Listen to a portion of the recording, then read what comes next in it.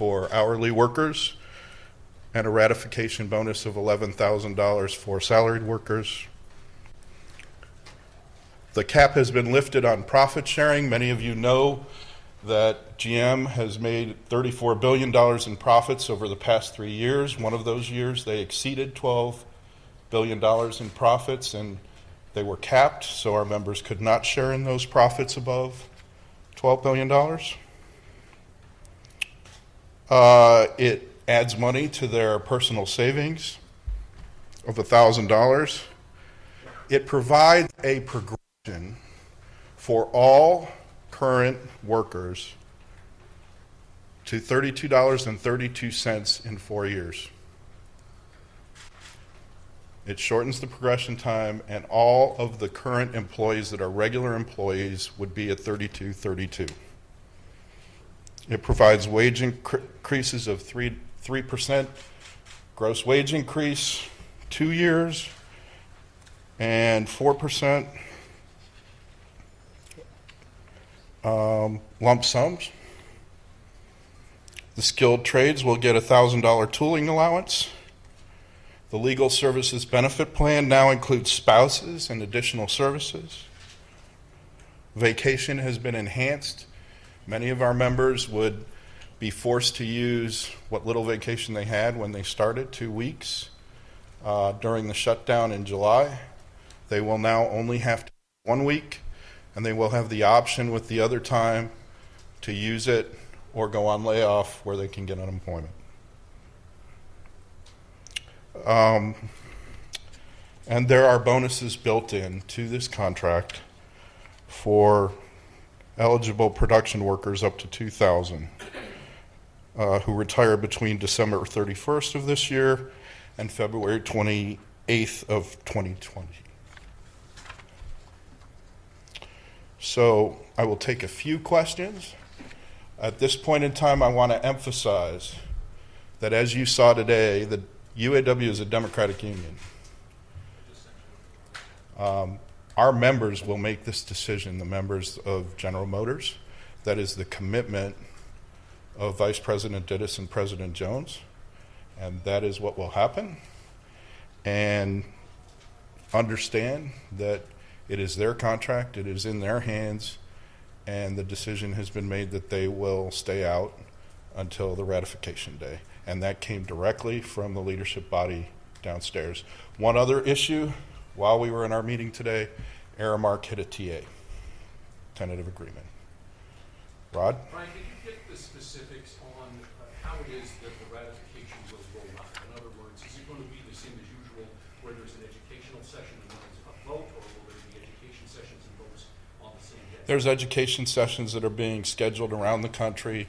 They start in the regions. They will also be in each of the locals. The local unions help set that up and help set up the election times. Those are all run by the local unions. And the instruction will be in a letter that you'll probably see. I'm sure it'll be on Facebook because everything is these days. But I believe there will be an instruction going out to all the local unions later today, and it will explain to the local unions how the process should go. And the one thing that it will outline is that we would all the votes in by the 25th, so it's an 8-day vote. Yes, Joe. Brian, 7% of the workers now are temporaries. What would you expect that percentage to be at the end of the contract? I will have to check on that. What I would say is that this period allows for the current temporary workers, it allows most temporary workers to move up. I believe it's almost life-changing for some in the first year. They're going to move up directly.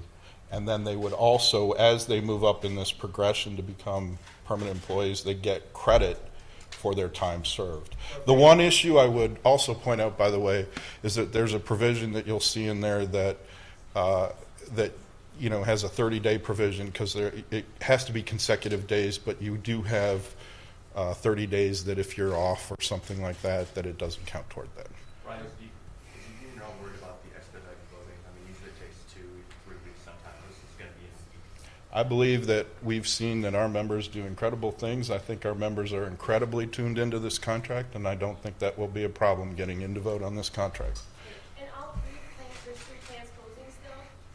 I'm sorry? There's 3 plants closing still, or maybe All of our workers will remain on strike until the ratification day. Brian. Right here. You said one of the sticking points throughout this whole contract negotiation has been the UAW's insistence that you bring product lines back from Mexico to the U.S. That doesn't seem to have happened. So what do you feel like you got in this contract that warrants giving that up? I will say this, as you will see in the highlights, we remain strongly opposed to the decision to unallocate the plants. These plants will continue to make our effort to fight for these jobs in America. I think our national negotiators and all of us did everything they could. I think that you will see that we tried to do our best when we realized the situation for the workers in those plants by the assistance package we were able to negotiate, and because the unions exist, we were able to do that. I think that most of our members understand, and all of our leaders understand, the reluctance of what happened, and I'm from Ohio. I understand it. I'm from around the valley. So I'm going to take a couple more, but it's basically just sticking to the topics that we have in the contract. Brian, can you talk about why aren't there plant investments in the highlighter? It sounds like the GM is making a commitment for $7.7 billion in investments, but it's not outlined in the Well, some of these aren't even in this contract or subject to this contract. For instance, the battery plant that you've written about, and the stuff about Lordstown, if it even happens, all that is not necessarily in this contract. So I'll leave it at that. What promises have you got that you can count on? I'm going to stick to what's in the contract and what's in our highlights for today. And Well, what Brian, insurance then, is it? if you don't mind answering this, why leave important parts of that contract that you were hoping for out? Because a lot of people know if it's not in paper, not in writing, it doesn't mean anything. It takes two people to negotiate. I'll just leave it at that. I think everybody understands how serious that issue is. Brian, this is my So is that issue contract that I went open? through, and it's always, the plans are listed in every summary. So that's a big deviation from, Well, I think the structure of it has changed a little bit too. So, I mean, the problem is not everything is in here in this contract. So I'll leave it at that. What about the things that aren't outlined? Why aren't they being outlined? What about the things that are in the agreement? Why aren't they being outlined in the highlighter? In the highlighter, we specifically talked about product in the highlighter. Where? It's right here we talk about the product issue. So, How long will members have between the education sessions and the actual vote to consider everything? the locals will set that up. Can you say anything about the error TA? I do not, because I was in the GM meeting, so I don't know the details, and that's why Vice President Dittus is not here right now. What is behind the decision to keep the workers out on strike during ratification? The local leaders made the decision that they felt strongly that they should stay out until the vote. Because I can't speak for the local leaders other than to tell you they felt strongly that it was important to them and their members that they have the opportunity to vote and make this decision. Right. All right? Brian, just a quick question over to Brian. Sorry, I came in late. I was- Yeah, sure, Jim. You may have already answered this. Can you speak to the work that will be going into Detroit Hamtramck, the all-electric truck? How many jobs is that? Will that be? And what else has the company told you about a battery plant that's going to be over in the Lordstown area, but not in that plant? So as I discussed, Jim, some of these things are not in this contract, so I'm sticking to what's in the contract. That's one of the issues that we have here, but I just want to make it very clear that, you've all reported on it, what the investments are.